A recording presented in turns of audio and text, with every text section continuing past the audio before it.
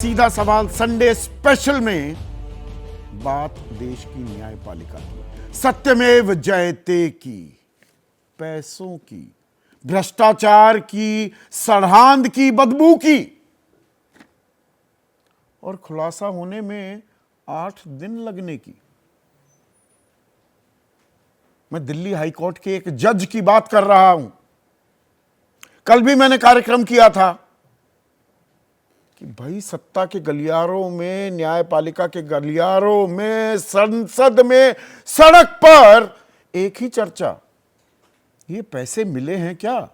एक जज के घर पर आग लगी, आग बुझाने गई, वहां पर फायर ब्रिगेड और बोरियां पैसों से भरी हुई मिली हैं क्या?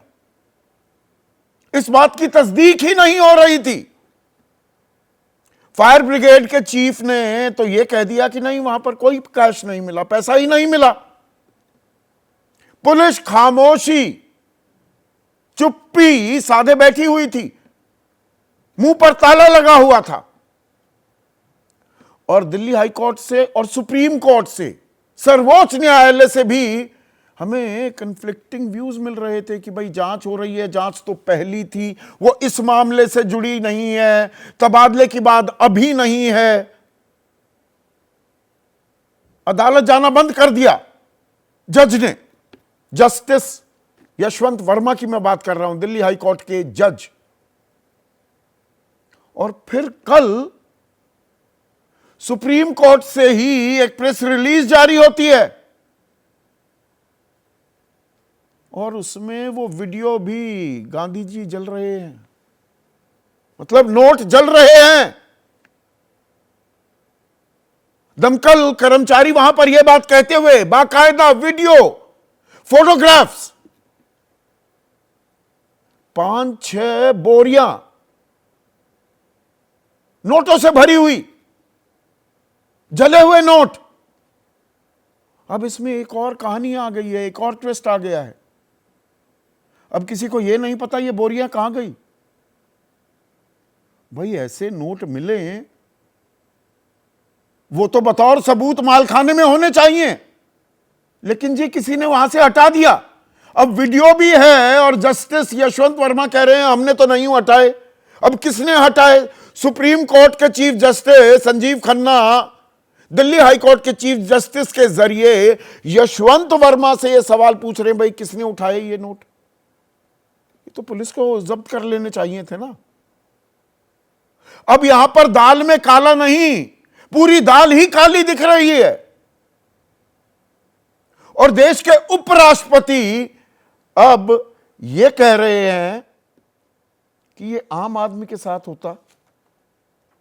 उन्होंने क्या कहा? मुझे चिंता इस बात की है कि यह घटना तुरंत सामने नहीं आई। ऐसी घटना अगर किसी राजनेता, नौकरशाह या उद्योगपति के साथ होती तो संबंधित व्यक्ति तुरंत निशाना बन जाता। खुद वकील रहे हैं वकील जगदीप धनखड़, पर इन्होंने सिर्फ राजनेता, नौकरशाह और उद्योगपति की बात की। मेरा सवाल बहुत छोटा सा है, बड़ा सीमित है। मैं आम इंसान हूं, क्योंकि आपके या मेरे घर पे ऐसे नोटों की बोरे मिल जाते तो इस वक्त मैं कहां होता, या आप कहां होते? सलाखों के पीछे ना। जस्टिस कह रहे हैं मेरे साथ तो खेल किया गया। अब वो अदालती कार्रवाई में शरीक नहीं हो पाएंगे, बस इतनी पाबंदी लगी है। माजरा क्या है? आपकी राय, आपकी सोच, आपके विचार और सुझाव क्या हैं और सवाल क्या हैं? जो सवाल अब सीधा सवाल के अहम हिस्सा बन चुके हैं। आज हम बात करने वाले हैं एक जज की, भ्रष्टाचार की, नोटों से भरी बोरियों की, आग की, आग को बुझाने की कोशिश की, और एक क्रोनोलॉजी आपके सामने पेश करूंगा।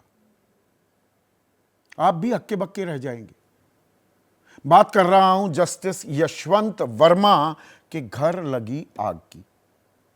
यह 14 मार्च की रात 11:30 बजे के करीब आग लगी और उसके बाद 7 दिन बीत जाते हैं, बल्कि मैं कहूं 6 दिन बीत जाते हैं। 20 तारीख को जानकारी आने लगती है धीरे धीरे। एक बड़ा अखबार खबर छापता है कि आग जो लगी है वहां पर नोटों के बंडल मिले, भारी मात्रा में पैसा, पर कोई इसकी पुष्टि नहीं करता। सूत्रों के हवाले से खबर आती है, खबर आगे बढ़ती है, अगले दिन खबर की एक रफ्तार होती है, बाकी चैनल्स भी, बाकी अखबार भी खबर के बारे में चर्चा करने लगे। और इन सब के बीच दिल्ली फायर ब्रिगेड के चीफ वो कहते हैं नहीं नहीं, ऐसा कुछ नहीं है, कोई पैसे वैसे नहीं मिले।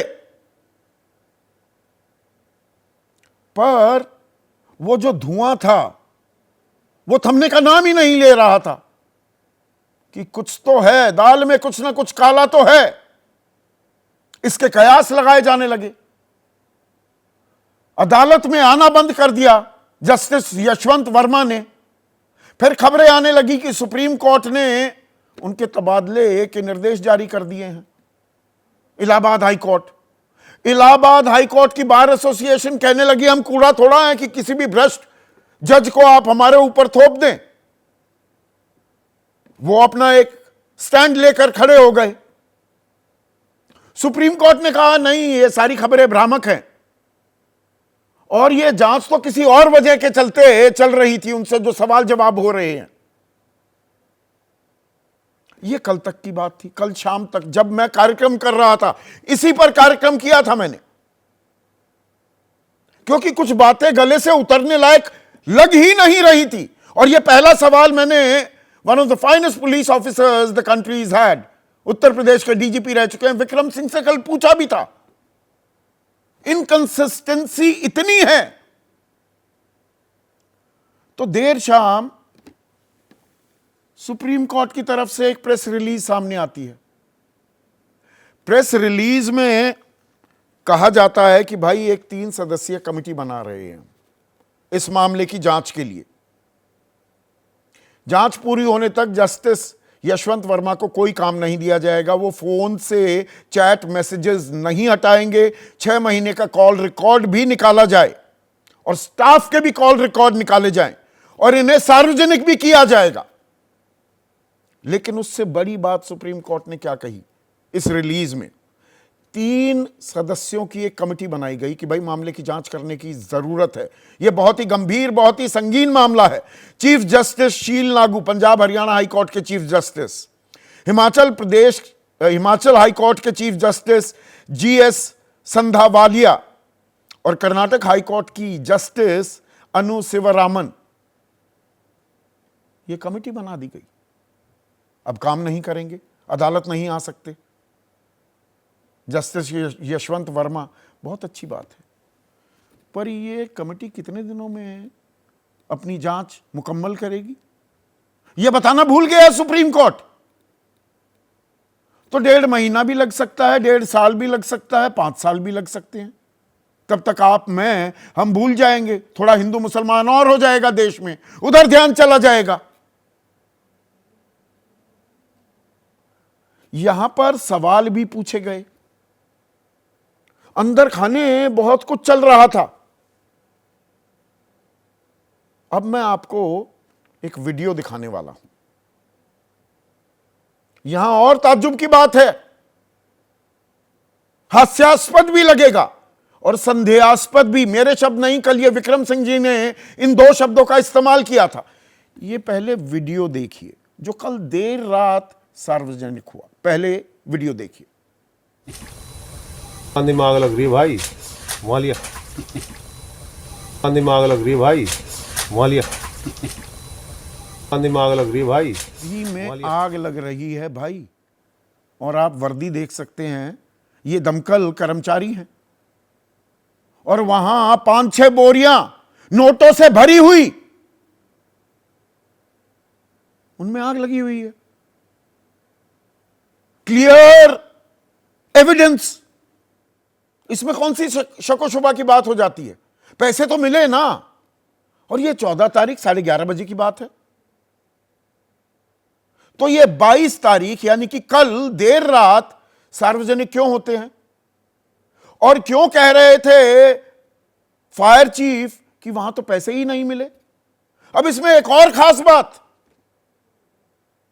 आज मेरे सहयोगी जस्टिस यशवंत वर्मा का जो घर है तुगलक क्रिसेंट रोड पर, उसके बाहर गए, थोड़ा मौका मुआयना किया। 9वां दिन, ये 8 दिन बाद वीडियो सामने आ रहा है। 9वें दिन घर के बाहर पत्ते, जो वो थोड़ा मौसम ऐसा है, पत्ते गिरते हैं पेड़ों से, उसमें नोट पड़े हुए मिले। हमारे रिपोर्टर को, बेहतरीन रिपोर्टर है वो अलग बात है, पर रिपोर्टर जाते हैं 9 दिन बाद। तो ये कैसी जांच हो रही थी भाई? 5-6 बोरियां नोटों से भरी हुई, जले हुए नोट, वो तो बतौर सबूत पुलिस के कब्जे में होने चाहिए, या मैंने गलत जानकारी हासिल की है अभी तक? ये तो स्टैंडर्ड ऑपरेटिंग प्रोसीजर होता है ना, मालखाने में होते। लेकिन justice Sanjiv Khanna, chief justice of India, वो justice Devendra Kumar Upadhyay, chief justice of Delhi high court, उनसे कह रहे हैं कि भाई पूछिए जस्टिस यशवंत वर्मा से, घर के परिसर में इतने कैश पर वो क्या कहेंगे, किसका है? जस्टिस वर्मा कह रहे हैं मेरा तो है ही नहीं, और ये तो आउट हाउस, ये तो खुला पड़ा रहता था, यहां पर तो हम ऐसे ही कूड़ा कबाड़ डाल दिया करते थे, बाहर वाले भी आ सकते हैं, अंदर वाले भी आ सकते हैं, और ये मेरे घर का हिस्सा है ही नहीं, ये तो आउट हाउस है। आउट हाउस की इन हाउस जांच हो रही है। कमाल का कंफ्यूजन फैलाया जा रहा है। कौन सी चौसर की बिसात बिछी हुई है, समझ से परे है। जितनी भी रकम मिली है उसका स्रोत क्या है? जस्टिस वर्मा कह रहे हैं मेरे पैसे ही नहीं है। अब सबसे अहम सवाल, तीसरा सवाल जो पूछा जा रहा है, 15 मार्च को जले हुए नोटों को कमरे से किसने हटाया? अरे वो तो हटने ही नहीं चाहिए थे, वो हट कैसे गए? और जस्टिस वर्मा कह रहे हैं मैं तो भोपाल था अपनी पत्नी के साथ, मैं तो 15 मार्च को रात को इंडिगो की फ्लाइट से वापस आया हूं, ये 15 को सुबह किसने हटाए पैसे, मुझे क्या पता। अब ऐसा होता है कभी किसी के घर में इतने नोटों की बोरी मिल जाए, पुलिस वाले उसको जब्त करेंगे ना? या 9 दिन बाद भी मेरे घर के या आपके घर के बाहर पत्तों के साथ नोट भी उड़ते हुए दिखाई देंगे? यह कैसी तफ्तीश हो रही है? यह पूरा सच सामने आ रहा है या आधा झूठ है, आधी हकीकत, आधा फसाना? किसी ने किसी को है बचाना, व्यवस्था मिलकर आ गई है के सामने, और राजनीति बनाम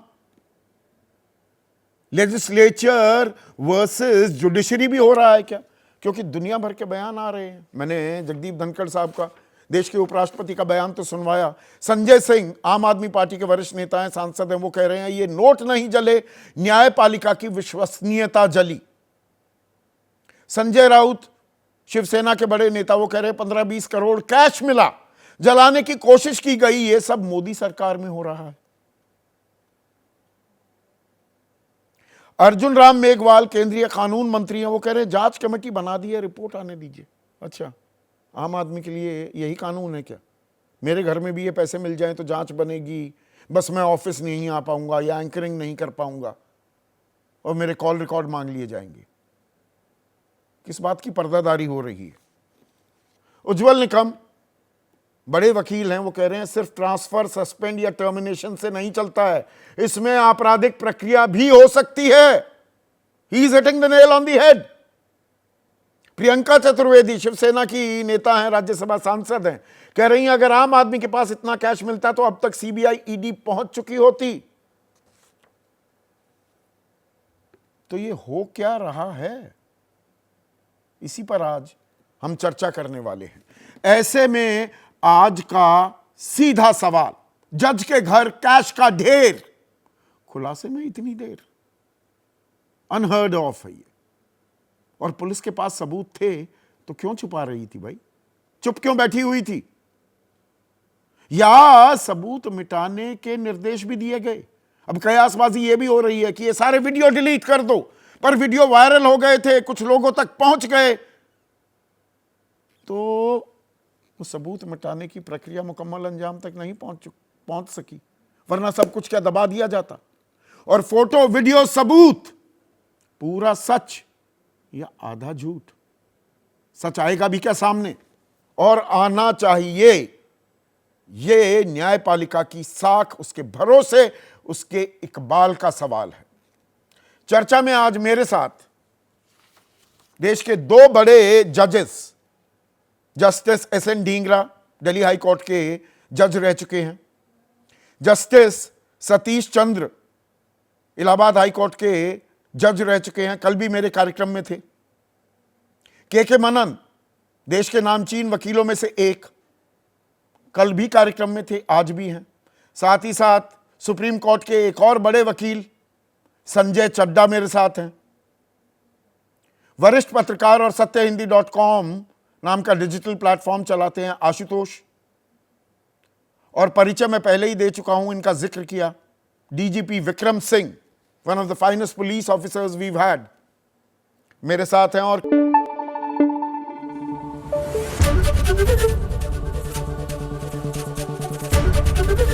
एबीपी न्यूज आपको रखे आगे।